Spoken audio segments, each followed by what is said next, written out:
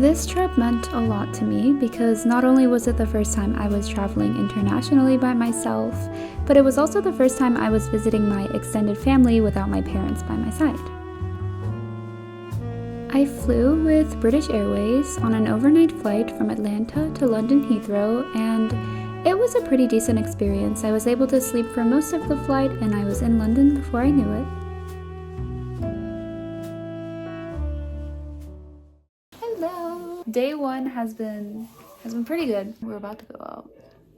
I was still pretty tired from my trip on day one, so I went around the neighborhood my aunt and her family live in East Finchley, and we ended up grabbing pizza to have for dinner that night. I don't want the pizza though. I'll have the pizza. Good morning. Ready pie. The public transportation in London never fails to amaze me. My aunt's house was about a 30-minute bus ride from this amazing park called Kenwood Park, and it was so incredibly serene and beautiful.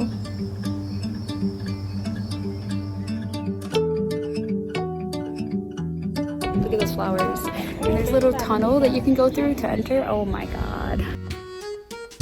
Kenwood House is this absolutely beautiful property with such a rich history.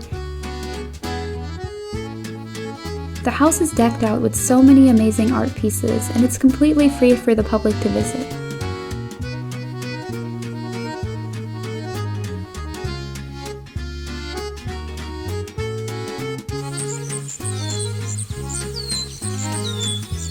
Right outside of Kenwood House is one of the most beautiful gardens I have ever laid my eyes on. With flowers in full bloom for the early weeks of May and people lounging in the grass having picnics, it's easy to see why Kenwood House became a favorite of mine during this trip.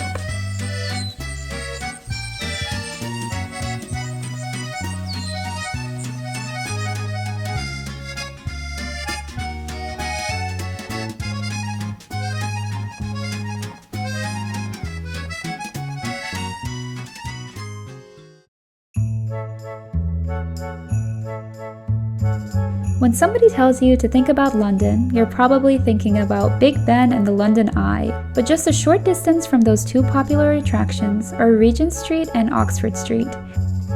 From designer brands to world-known names, these two streets house some of the most iconic shops in the world, and you can spend literal weeks exploring all of them.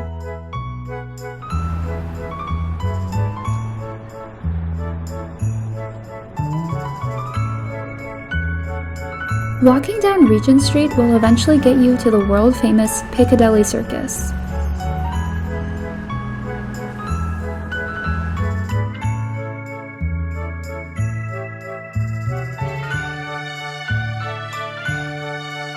After exploring the area for a bit, my aunt and I decided it was time to refuel before heading to Chinatown, right around the corner.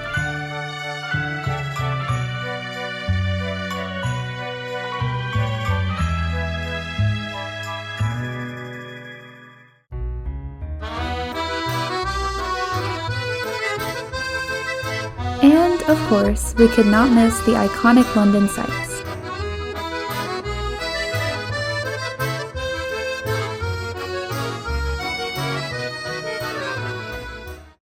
Good morning! It's another beautiful day here in London, and today we're gonna go to the Natural History Museum and then Hyde Park. One of the things I really love about London museums is that unless you want a guided tour, you just have to reserve your tickets in advance. Entrance is completely free.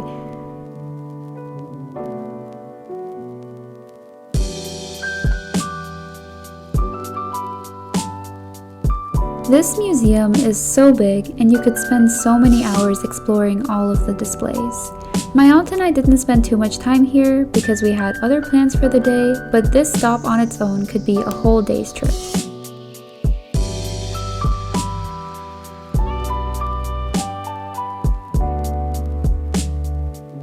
That museum was so cool, and now we're on our way to Hyde Park, which is where Kensington Palace is located.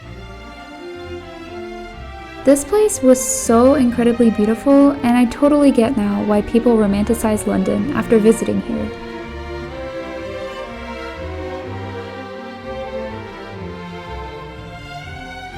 It It was so nice to see people walking around, lounging in the sun with friends and family, and the whole park just felt so alive.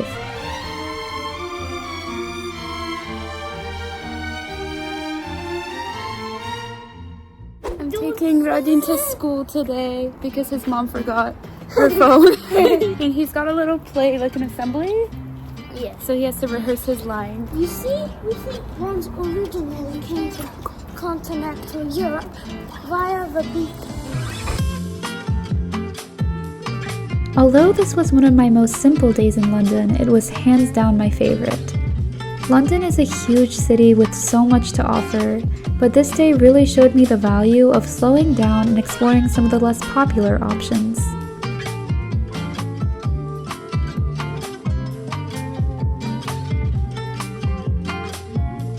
It's another beautiful sunny day here in London. I got so lucky with this trip because sometimes it rains a lot in London, but I got really lucky. So we came to Greenwich this morning and we're gonna go see the prime meridian, which is so cool. Running through Greenwich, the prime meridian is the longitudinal line that divides the globe into east and west hemispheres.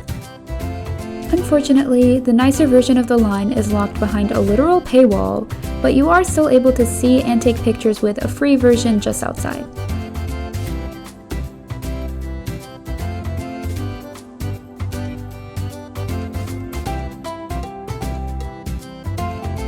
About a 30-minute bus ride from Greenwich is the O2, which is a mall/arena with a super unique design.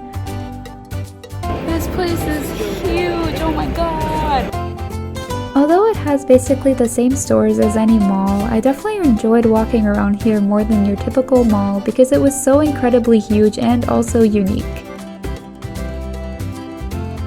Before heading back, my aunt and I thought it'd be fun to ride in the cable carts running from O2 Mall to a nearby station. And I agreed, completely ignoring the fact that I am scared of both drowning and heights.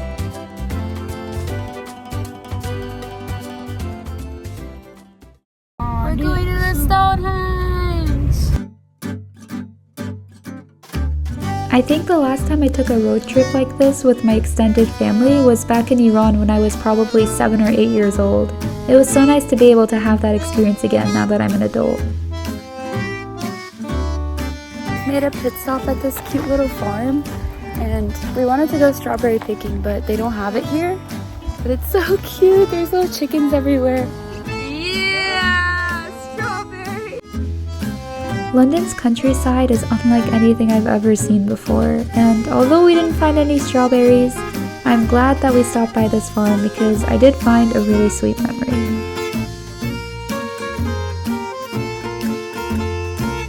About 2 hours later, we arrived at the Stonehenge Welcome Center, which served as sort of like a mini museum and offered a lot of information about the Bronze Age.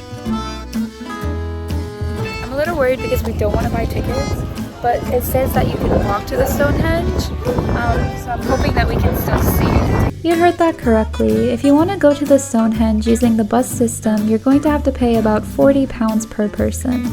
To save the money, we decided to do the 30-minute walk. We're about 10 minutes into the walk and it's a 30-minute walk.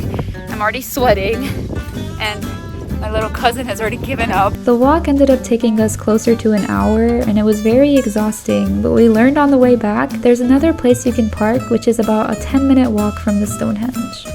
Look what's behind me! We ended up grabbing some ice cream to help us cope with the long walk back.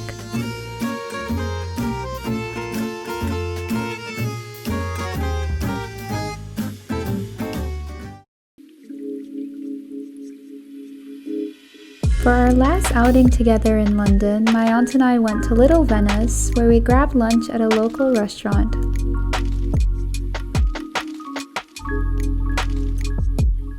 Then we grabbed a bus and made our way over to Camden Town Market.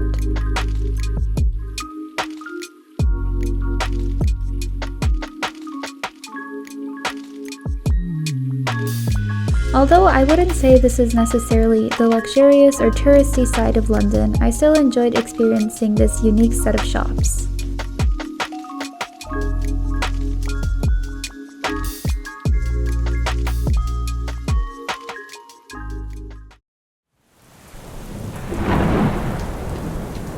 And just like that, my journey to London had come to an end and it was time for me to return home. Reflecting back on my time during this trip, I realized that some of my favorite memories were the more chill ones I got to make just sitting with my aunt in a cafe or walking with my uncle in the park. I know London is such a vibrant city and it's easy to get caught up in all those iconic touristy sites, and while it's definitely worth it to visit those sites, I think that when you're in London, it's also important to take the time and admire the little things. There's so many beautiful parks, so many shops, so many cafes that you can enjoy yourself in. So if you do ever visit this wonderful city, make sure to make time for the little things too. Until next time, bye!